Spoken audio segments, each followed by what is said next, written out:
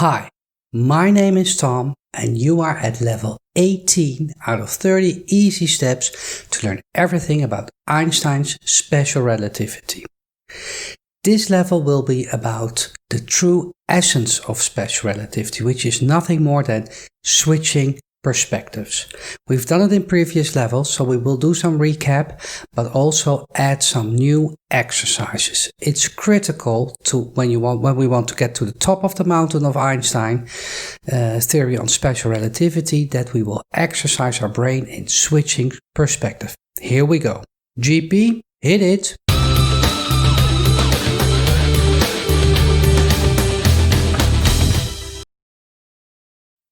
So what is special relativity and what is so special about it? In level number 1, when we were 7 minutes in, I told you the essence of special relativity. And this was it. Special relativity is switching perspective.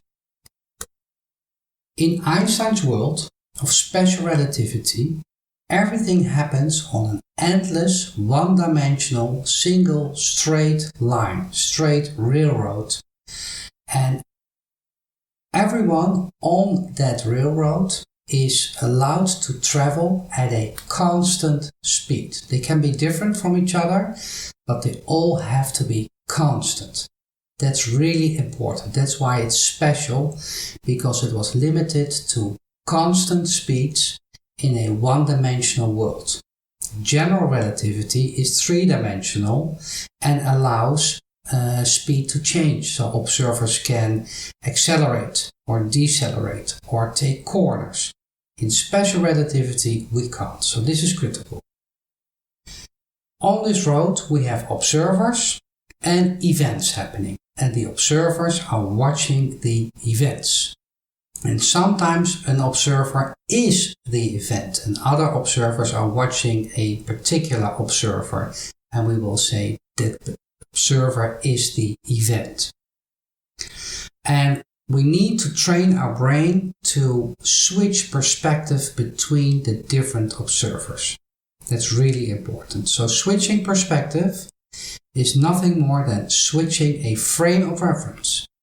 Do you remember the frame of reference? I had a yellow hat on my head in level number 1, and I had the axis stuck to my head. Oh, there it goes, but everyone has one. Every observer on the railroad has one.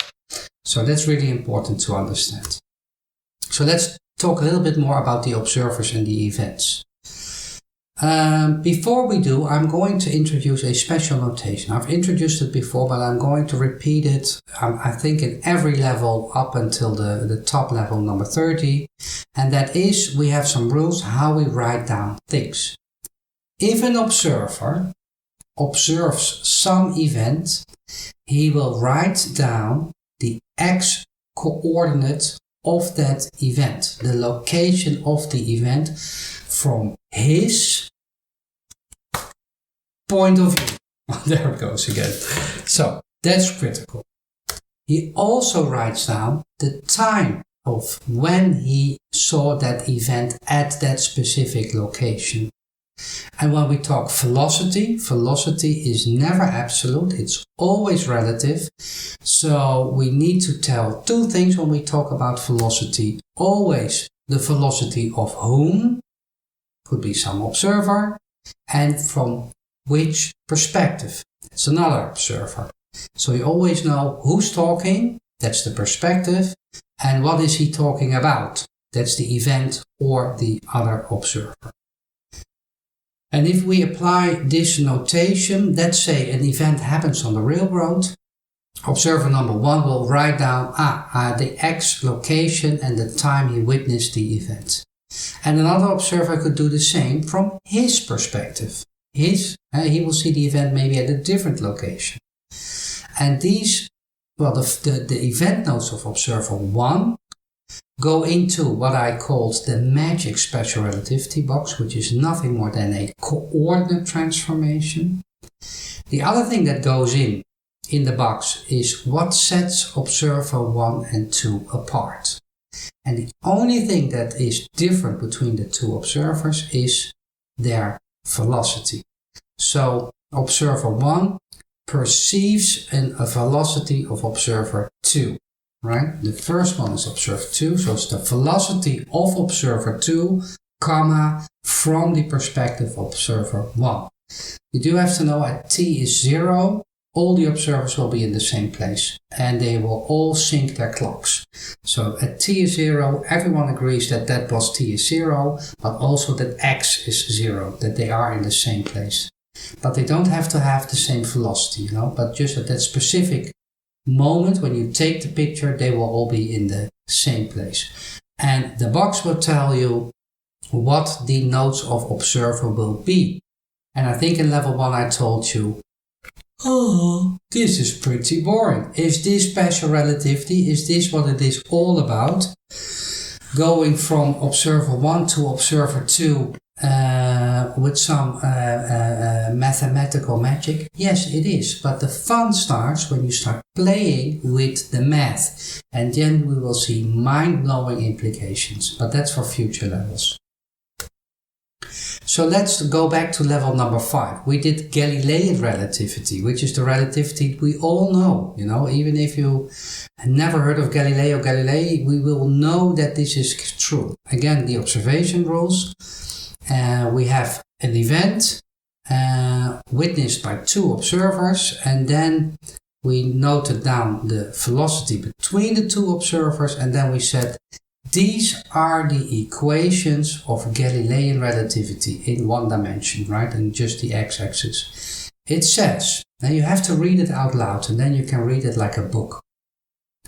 The x-coordinate of event E seen from observer 2 equals the x-coordinate of the same event E as seen from observer 1 minus, in brackets, the velocity of observer 2 as seen from observer 1 multiplied by the time observer 1 witnessed the event. And time, well, time is just time. So that's the same. And that will give us the answer of how observer 2 saw that same event. And this is Galilean relativity. And if you think about it, you can come up with these equations. They are really easy, especially if you watch the animation in level number 5. In level number 13, we did another exercise. I had this animation. I had a lake with blue water, a yellowish boat on the left and a swimmer in gray on the right. And the boat was moving at a constant velocity relative to the water, the swimmer as well. And these green things were water waves. Someone was throwing bricks in the water on the boat, from the boat.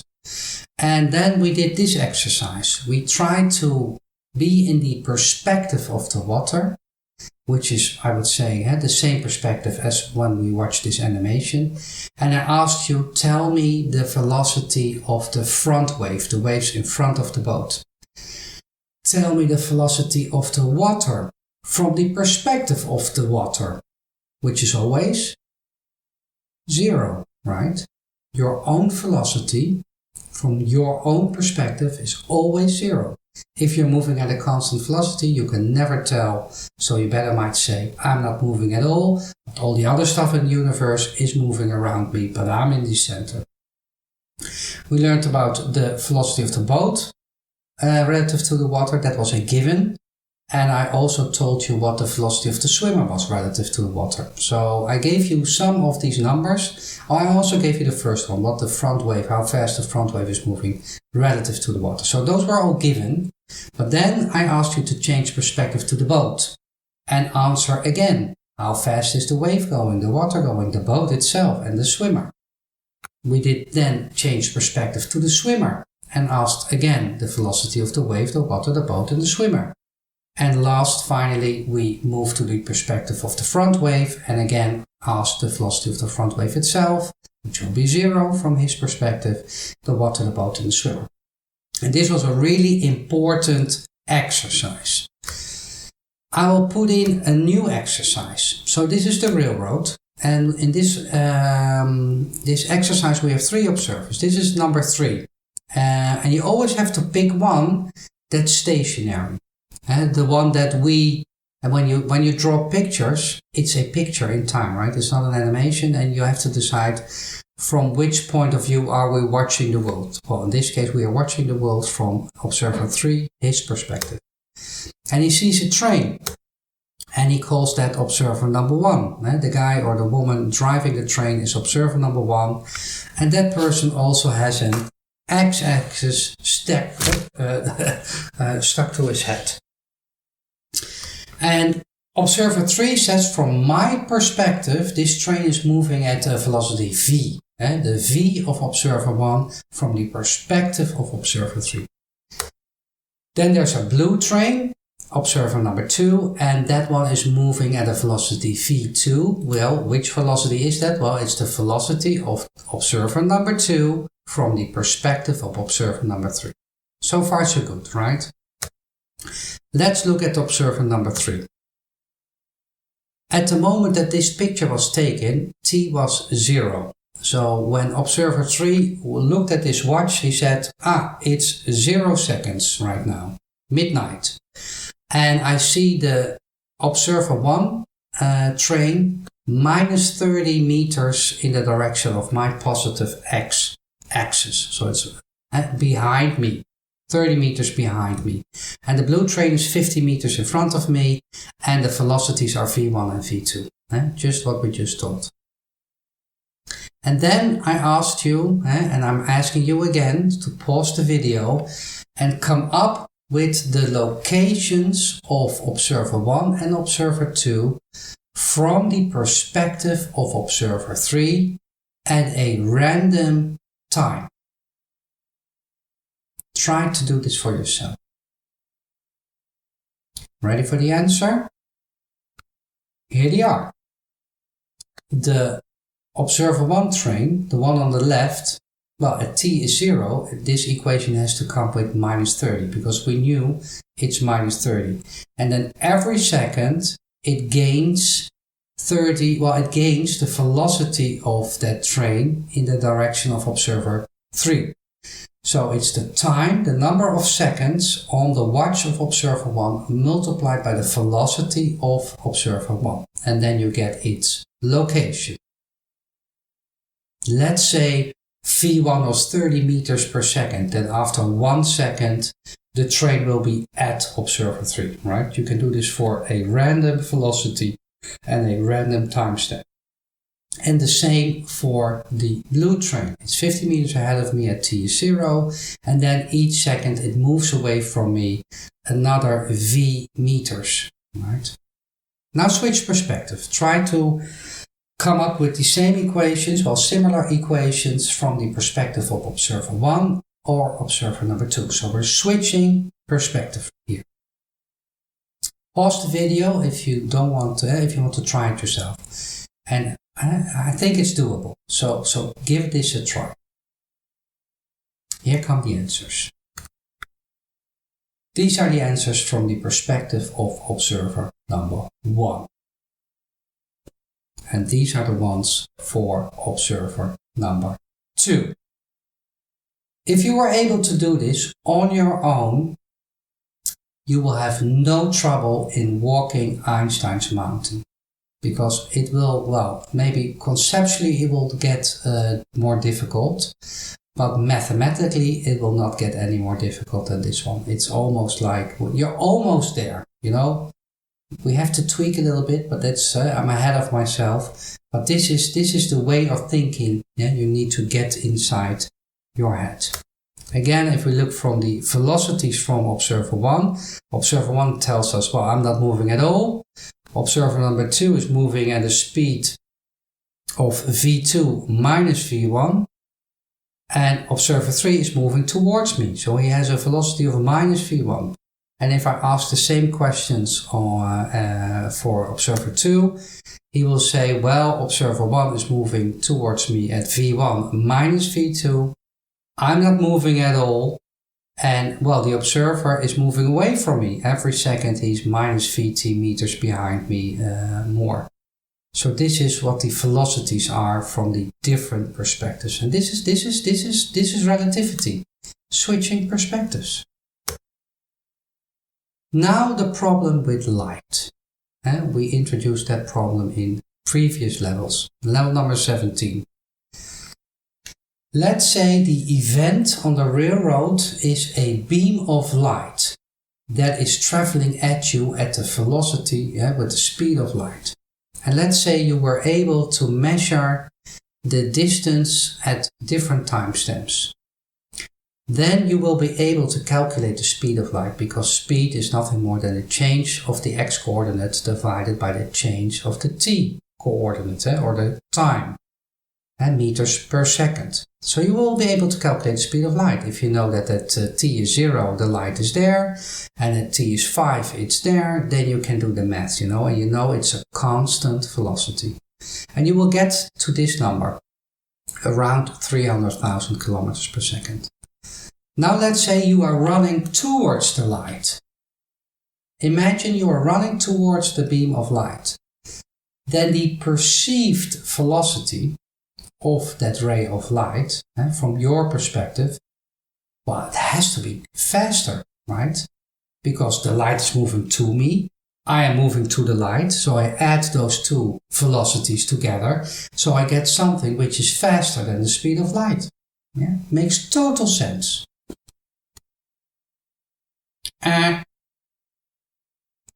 Exercises, well, not exercises, but experiments have shown us you will get to the same number. No matter how fast you run to the light will come at you at the same velocity.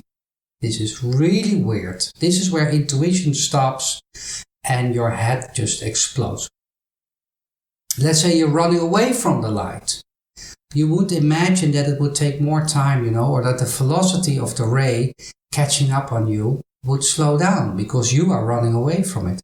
Even if you are at 99% of the speed of light running away for it, it will still catch you at a velocity of around 300,000 kilometers per second. This is the problem with light. Light totally does not obey Galilean relativity, which is what we did in the previous slide, which is Galilean relativity, which is the relativity of everyday life that we all understand and we can all derive those equations. And this is the major crisis. And in future levels, starting with the next one, Hendrik Antoon Lorentz, we will see if we can solve this problem. In fact, the next 6 levels will all about fixing this thing, the problem with light. So now it's decision time. You have practiced relativity a little bit more, switching perspective, so you can move on to level number 90. But if you are brave and you are a stair person instead of an elevator person, let's deep dive a little bit more. There you are. What we will do is try to make the Galilean relativity more generic. Let's do our real world. It's 3-dimensional. It's not a 1-dimensional. How would that look? So we have 2 frames of references. There's a constant speed between them. And let's say from the perspective of observer 1 in the first frame of reference, FOR, this speed has a vector, because speed, velocity has a vector, it has an x and a y and a z component. We go in 3-dimensional now. So from observer's 1 perspective, we have 3 components, which together is the final velocity of the second frame of reference. So it's Vx, Vi, Vz. Again, we will sync at t is 0 both frames, so they are exactly in the same location. And then you will get this one. You will recognize the first equation for the x direction, because the x of some event according to observer 2 equals the x of the event according to observer 1 plus minus Vx, the x component of the velocity of observer 2 from the perspective of observer 1. Do you now see how powerful these notations are? They contain entire stories. I miss those, when I did my homework, I made so many mistakes because they don't tell you who's talking about what. It's a little bit of guesswork, but you have to be very particular about who's talking about what. So you get this first equation, which is similar to the one we just saw with the train. In the y direction, it's exactly the same, you just, how do you say, you switch the x in the y. And for the z, it's the same as well. And t, well, t is just t. So these are the four equations for Galilean relativity in a three-dimensional world. You can write these down also as a vector. Sometimes you will see this. Well, you will never see who's talking about what, they just leave that out in the story. But you will see this vector equation. And if you have a more mathematical thing you're reading, you will see the matrix equation. You have to have some mathematical background to be able to read the matrix equation. But basically you take the components of the first row in the matrix and you multiply those with the components of the vector behind the matrix and you add them all up. And that's how you get to the same equation. So you can just pick one. I will not use the matrix equation, although it looks it's the most powerful of all three. But I will use preferably method number 1 and maybe sometimes notation number 2. Then the final thing is the velocity of observer 1 from the perspective of observer, the velocity of observer 2 from the perspective of observer 1, you have to be really careful, equals minus the velocity of observer 1 from the perspective of observer 2, right? So you can always switch.